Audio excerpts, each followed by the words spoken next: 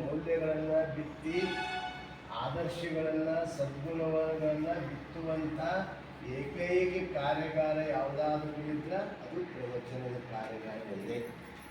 ಅಂಥ ಪ್ರವಚನವನ್ನು ಇವೆಲ್ಲ ಮಾಡಲಿಕ್ಕೆ ಸಿದ್ಧರಾಗಿದ್ದೀರಿ. ಭಾಳ ಸಂತೋಷ ಆಗ್ಯದ, ಖುಷಿ ಆಗ್ಯದ.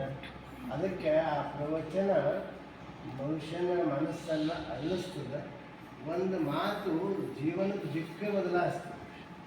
ಆ ಮಾತಿನಲ್ಲಿ ಅಂಥ ಶಕ್ತಿ ಅದು, ಅಂಥ ಮಾತಲ್ಲಿ ತಾಕತ್ತು. ಅವಾಗ ಹೇಳಿರಬೇಕು, ಯಾರು ಹೇಳಿದವರು ಇದ್ದಿರಬೇಕು.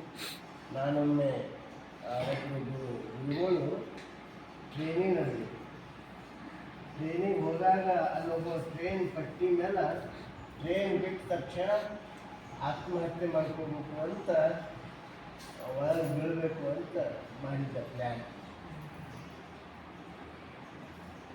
ಗುರುಗಳಿಗೆ ಗೊತ್ತಾಯಿತು ಅವನ ಮುಖ, ಅವನ ಭಾವ ಇವತ್ತು ಸಿಗ್ಲಿಕ್ಕೆ ಬಂದದಪ್ಪ ಅಂತ ಗೊತ್ತಾಯಿತು.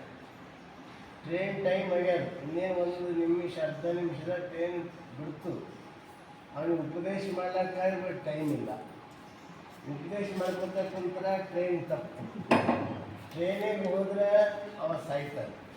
ಏನು ಮಾಡಬೇಕು ಅಂತ ಆಲೋಚನೆದಾಗ ಬಿಟ್ಟು ಅವಾಗ ಅವನು ಟ್ರೈನ್ ಏರ್ಕೊತಾನೆ ಏನು ಮಾಡಿದ್ರು, ತಮ್ಮ ಈ ಕಡೆ ಬಾರೋ ಟ್ರೈನ್ ಚಾಲು ಆಯಿತು. ಟ್ರೈನ್ ಬಿಡ್ತಾ ಇತ್ತು, ಕರೆದ್ರು. ಅವು ಓಡ್ತಾ ಬಂದ, ಯಾಕ್ರಿ ಗುರುಗಳು ಅಂತ ಕೇಳ್ದ. ನೋಡು, ನಿನ್ನ ಹಣೆಯಾಗ ಭಾಳ ದೊಡ್ಡ ರೇಷೆ ಅದ, ನಿಮ್ಮ ಮುಂದೆ ಭಾಳ ದೊಡ್ಡ ವ್ಯಕ್ತಿ ಐತಿ ನೋಡು ಅಂತ. ಅದು ಒಂದೇ ಮಾತು ಅವ ಸಾಯವನ್ನ ಟ್ರೈನ್ ಬಿಡ್ತು. ಹೋದ್ರು ಗುರುಗಳು ಅಂದ, ದೊಡ್ಡ ವಿಷಯ ಅಂತ, ದೊಡ್ಡ ವ್ಯಕ್ತಿ ಇತ್ತು ಅಂತ. ಮತ್ತು ಈಜಾಗ ಸಾಯಿ ನೋಡ 4 ವರ್ಷ ನೋಡೆ ಅಂತ ಅವ ಮನೆಗೆ ಹೋದ. ಮತ್ತು ಅವನ ಜೀವನದಾಗ ಏನೋ ಒಂದು ಉತ್ಸಾಹ ಬಂತು. ಚಲೋ ಕೆಲಸ ಮಾಡ್ಲತ್ತ, ಚಂದ ಕಾರ್ಯ ಮಾಡ್ಲತ್ತ. ಅವ ದೊಡ್ಡ ವ್ಯಕ್ತಿನೇ ಅದ, ದೊಡ್ಡ ಗಳದ, ಶ್ರೀಮಂತ ಅದ, ಎಲ್ಲನೇ ಅದ. ಅಂದ್ರೆ ಯಾಕೆ ಹೇಳ್ತೀನಿ ಅಂತಂದ್ರೆ, ನಾವು ಜೀವನದಾಗ ಚಲೋ ಒಂದು ಒಳ್ಳೆಯ ಮಾತು ಬದುಕನ್ನು ಬದಲಾವಣೆ ಮಾಡ್ತೀವಿ. ಒಬ್ಬರು ನೊಂದವ್ರಿಗೆ ಬೆಂದವ್ರಿಗೆ ಯಾಕಿಲ್ಲ ಭಾಳ ನೊಂದ್ಕೊಂಡಿದ್ದಲ್ಲ. ಪ್ರವಚನ ಅಂದ್ರೆ ತತ್ವನೇ, ಗಾಢವಾದ ತತ್ವನೂ ಹೇಳ್ಬೇಕಂತಿಲ್ಲ. ಅವ್ರ ಸುಖ ದುಃಖ ನೋವು ನಲಿವು ಎಲ್ಲಕ್ಕೂ ಸ್ಪಂದನೆ ಮಾಡಿ ನಿಮ್ಮ ಜೀವನದಾಗ ಅದು ಹೋಗ್ತದೆ. ದೇವರೆಲ್ಲ ಒಳ್ಳೇದು ಮಾಡ್ತಾರೆ.